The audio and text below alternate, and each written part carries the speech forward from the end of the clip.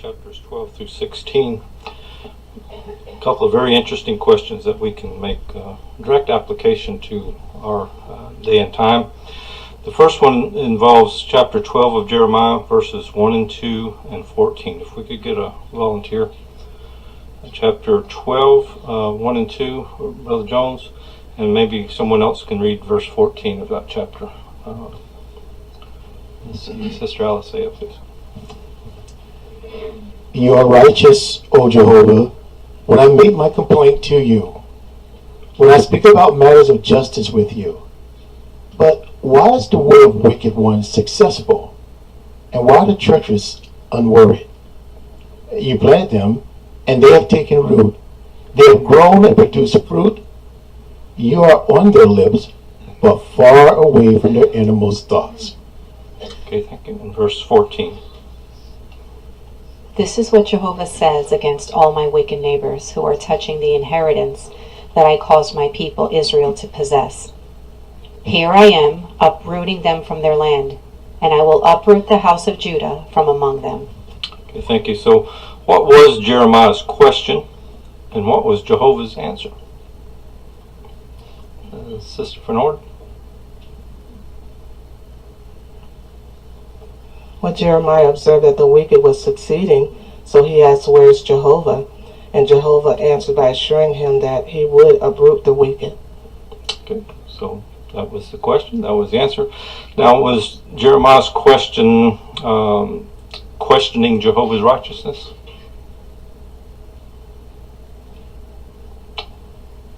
Let's see, Sister Black, please. No, he wasn't. He had a good relationship with Jehovah. He just couldn't understand why so many of the Jews were prospering even though they were wicked. Okay, so what was Jehovah's answer again to that question? Just for a little bit of emphasis here. Sister, let's see, just looking for everybody put their hand down. Okay, Sister Rogers, you still want to answer that? Yeah. You had your hand up? No? Okay. I was just waiting for another hand, and all the hands went down, so that's okay. Jeremiah 12:14 talked about how gave Jehovah's answer, and he said that he was going to uproot them from their land. Okay. And so, as Jeremiah saw this transpire, what do you suppose it did for his relationship with Jehovah? Brother Dwyer? It no doubt strengthened his confidence in divine justice, and this really even deepened his appreciation for Jehovah and his word. Okay. So how could we maybe ask a question like that in the day and time that we're living, when we see what's going on in the world? Brother Lurch? I appreciate that too. When we're thinking about Jeremiah and the way he did, he prayed, and just like the things that we see here today going around us, we turning to Jehovah in prayer.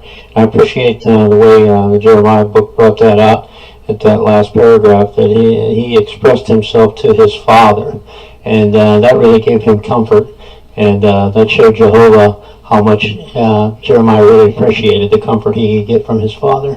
Okay, very good. Now our second question involves Jeremiah 15 and verse 17. If we could have a volunteer for that. Sister Bradshaw. I do not sit in the company of merrymakers and rejoice, because your hand is upon me. I sit alone, for you have filled me with indignation. Okay, thank you. So what was Jeremiah's view of associations, and how can we imitate him? Sister, yes. Jeremiah was familiar with the scripture, 1 Corinthians 15 verse 33, which says that bad association spoils useful habits. Jeremiah knew that if he hung out with people that did not obey Jehovah, he would start imitating them and displease him. Jeremiah would rather sit alone than associate with people that did not worship Jehovah. We should imitate him by not associating with people that displease Jehovah, even if that means we have to sit alone. Okay, very good. And Sister West, please. This was especially good advice for our young ones, because sometimes even within the congregation it can be difficult to find a proper association, those that are doing what Jehovah requires, and we can easily rationalize, well, I have no one else to hang out with. But that's the point that Jeremiah made there, that he sat down all by himself. So even if it meant being alone, he wasn't going to compromise on the principles laid out by Jehovah, and he would rather do that than be in the intimate company of those that didn't worship him. Thank you. Now,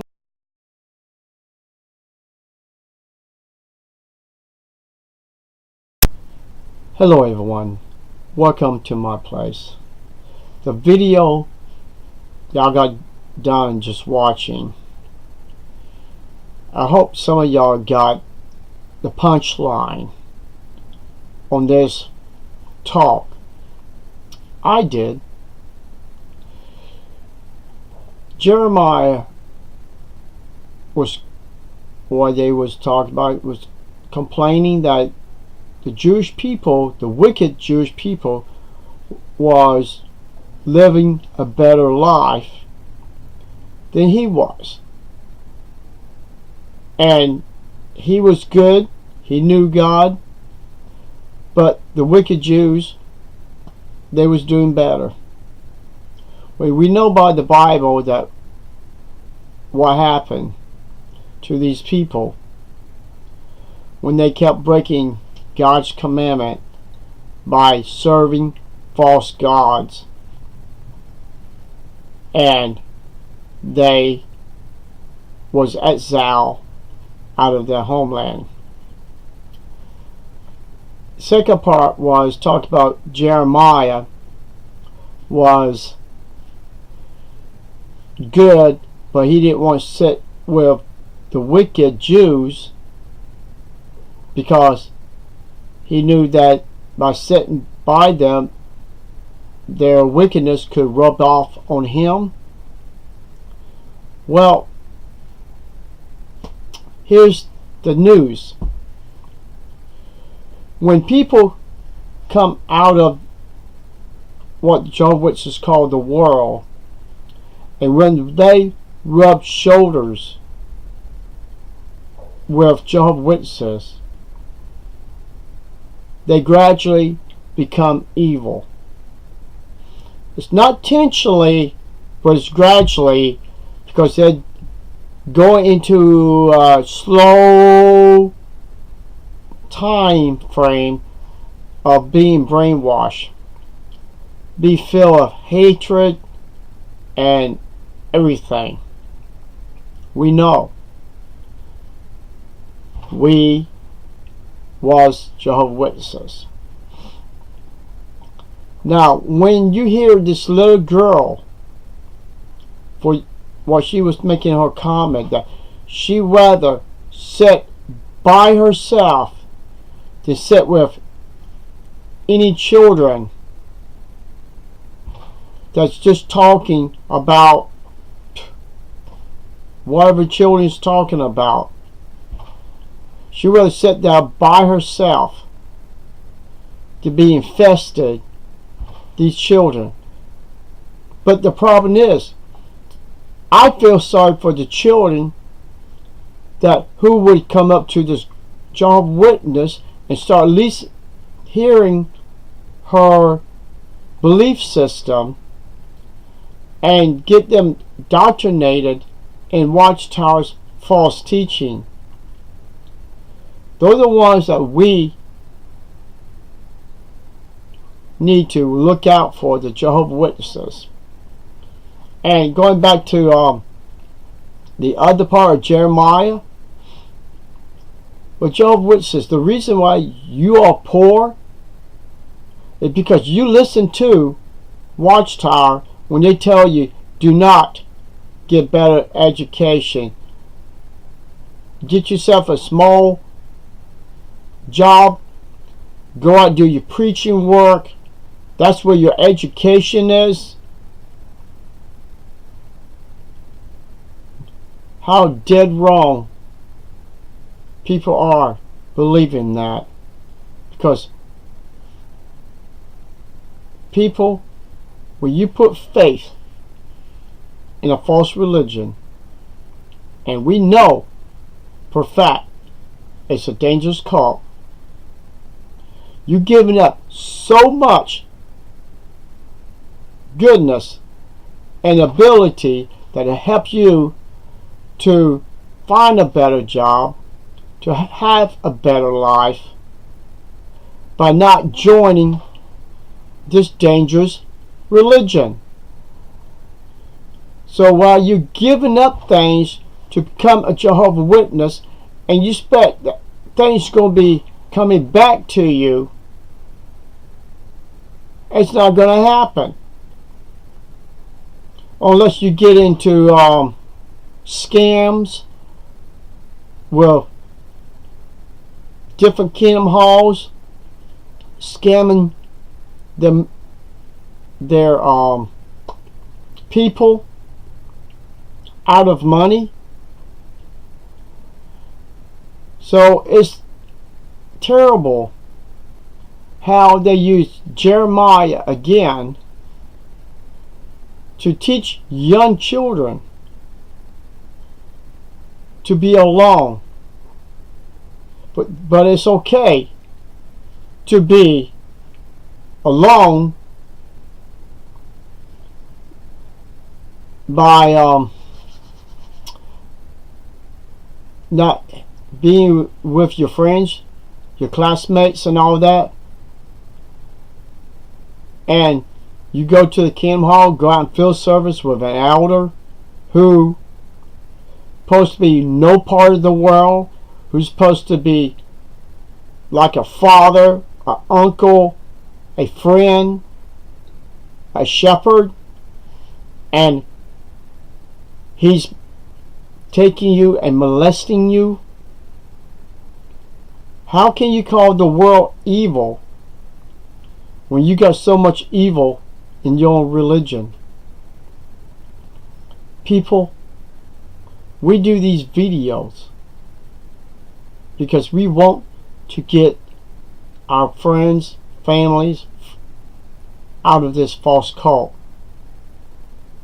We do not wish anyone to die of being wicked.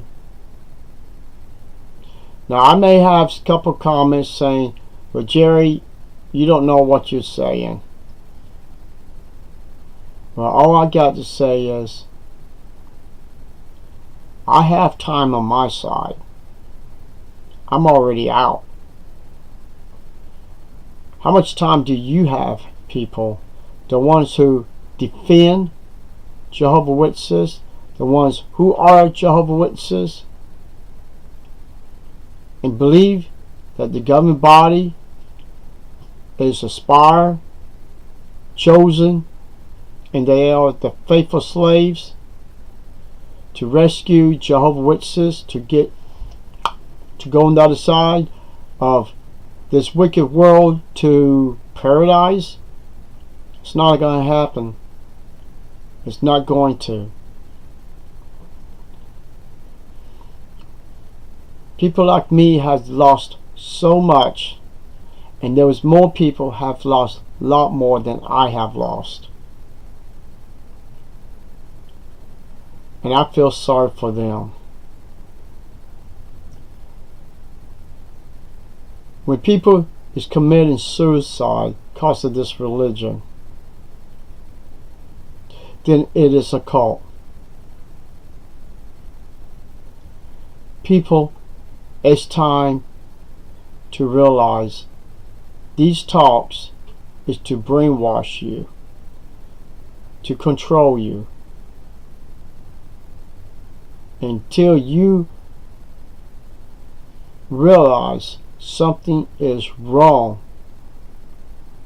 Maybe, just maybe, you will wake up and realize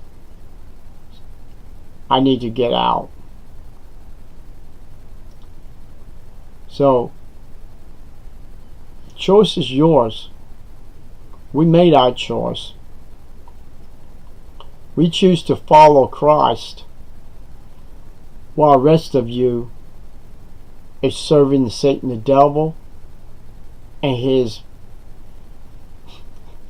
crazy nincompoops, what you call the governing body. Or I could use better words than nincompoop. Because anyone goes on there on JW broadcast, the governing body, and say, oh, the apostates is lying. We protect our children. We would not let no one harm our children. And then you got another governing body in a courtroom to defend the policies that destroy children, destroy families, and they won't change nothing to protect the people in their own religion. So thank you for watching this video, and y'all have a wonderful week. Talk to y'all later. Bye bye.